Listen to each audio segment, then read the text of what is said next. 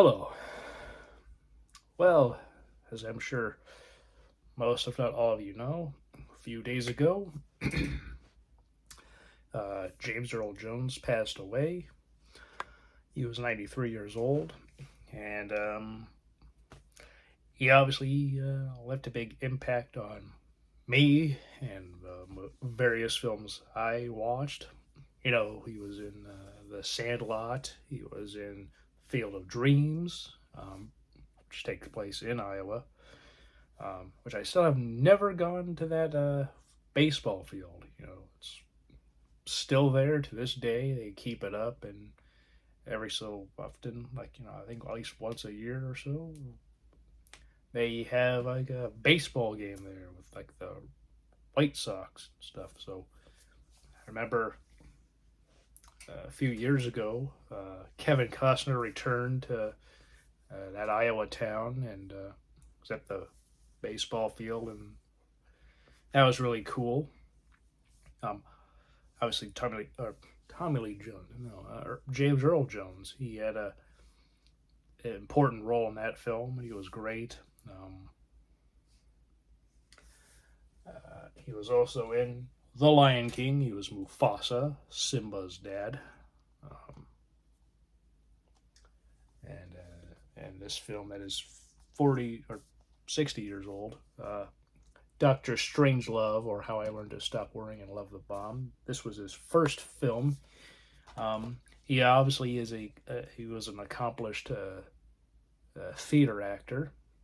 He won a couple Tonys. He also got a Grammy for like I forget what, it might be like narrating a book or something of the sort. Um, I think so.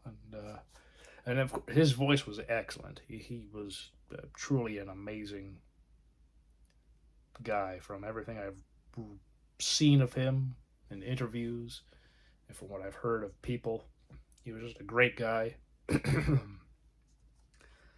um, he also won a couple of Emmys, um, and was nominated for an Academy Award for The Great White Hope. He played a boxer, inspired by a true story. Um, he possibly could have gotten it, but he went up. It was up the same year as George C. Scott and Patton. Of course, Patton, or Scott, famously, George C. Scott was also in this film. Um, Obviously, James Earl Jones was in the plane, so he and Scott never had any screen time together. But George C. Scott famously said that the Academy was one big meat parade and wanted no part of it. And he might have had a point or so before so many people years later kind of have gotten tired of the Academy Awards. He seemed to be one of the people who was at least quite vocal about it. And he didn't collect it, and he refused it. Um,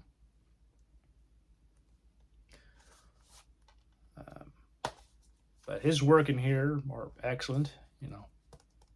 Um, he doesn't have a huge part in this compared to others, but his part is very memorable for sure.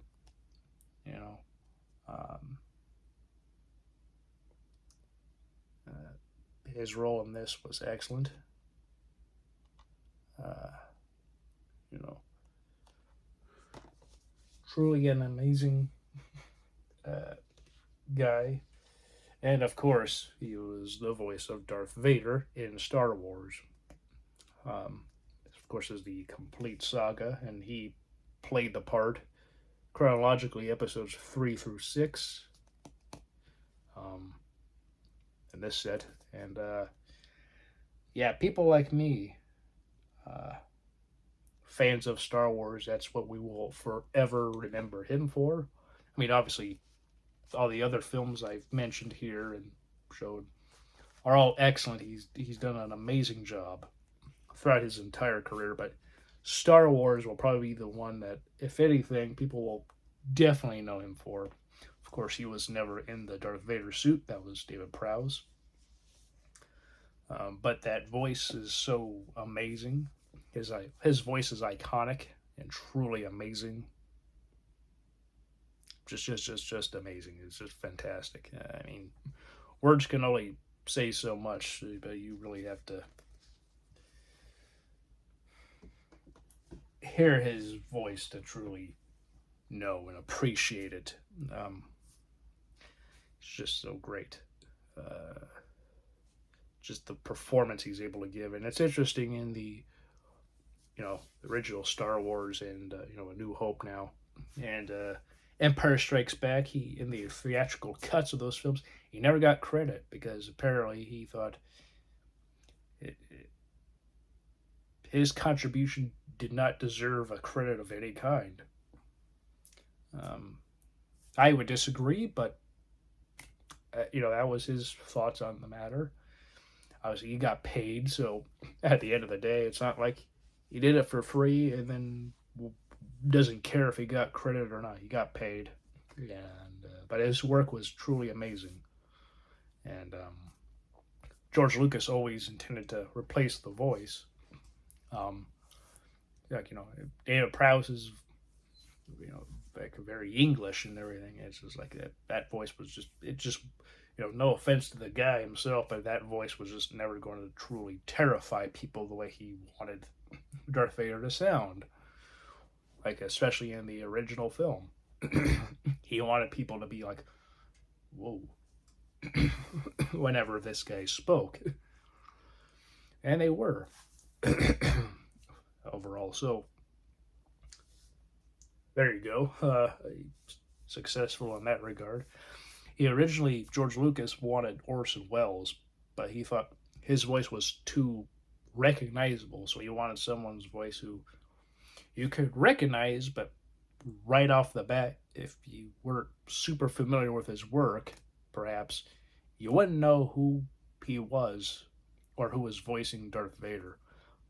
And sort of George Lucas, or James Earl Jones, sort of fit that.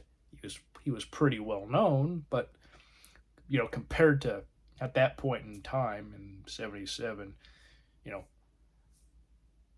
was not uh,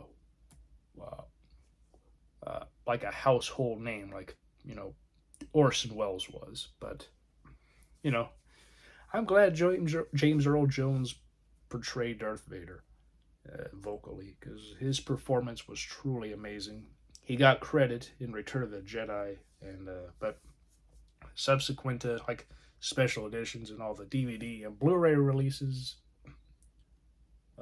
with the new effects and stuff added, James Earl Jones has been given credit with James Earl Jones as the voice of Darth Vader. Um, but Revenge of the Sith, he doesn't get credit either. But probably like because he doesn't have a whole lot of lines, but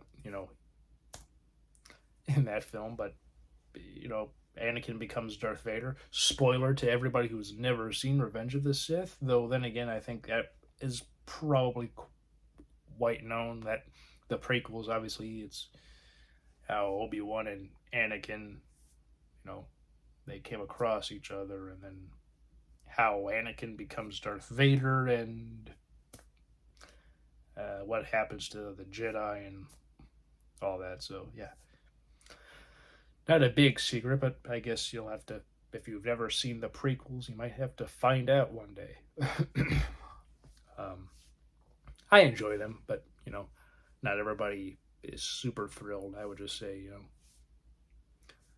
if you go into those films just wanting to be entertained, and hopefully by the end, with the whole story unfolded with from episode 1 through 6, if you do watch them in that order, might be quite good. Perhaps maybe you might have a better appreciation. I don't know, but up to you if you ever see them, and if you want to, what order to see them in. Um, but yeah, James Earl Jones was a legend. He seemed to be a great guy in his work and impact on people like me. Well, I will remember for the rest of my life. The man was amazing, and he deserves all the acclaim and all the accolades he received. He did get an honorary Academy Award, so I guess in a way you could call him an Academy Award winner, but generally honorary Oscars aren't necessarily seen as, I guess, considered like winners because they didn't compete to anybody. They didn't compete with anyone and had to beat people. So because of that, I guess you were just given one. The Academy decided it's time for your body of work to be recognized. So in that sense, regardless, he is an EGOT winner. Um, got a couple Emmys. Uh, got a Grammy, at least one Grammy. Has an honorary Oscar and a couple of Tonys. So yeah, man was very talented, and he will be missed um, by film fans of his work, um, people, who obviously knew him will miss him more than us, like his family, friends. But his legacy will live on, and I think that's a great thing.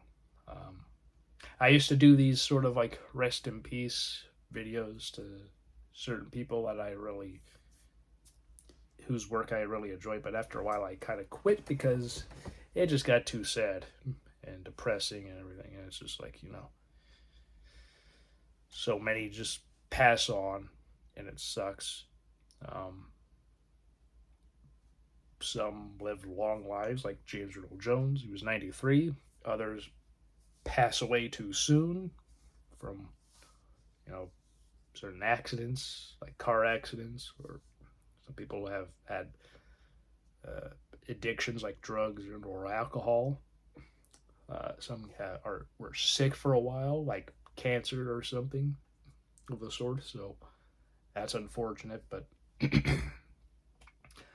anyway, I just wanted to give sort of a little tribute of sorts to James Earl Jones and how, you know, he was amazing throughout his whole career. There you go. There's part of his voice, but of course, or part of the guy who he voiced, but of course, is about Lando Calrissian. So there's Billy D. Williams is more in focus, but and sorry for the camera shaking, but yeah. Anyway, hope you're all doing well. Hope you guys will have a great day and just take care. See you all next time. Bye.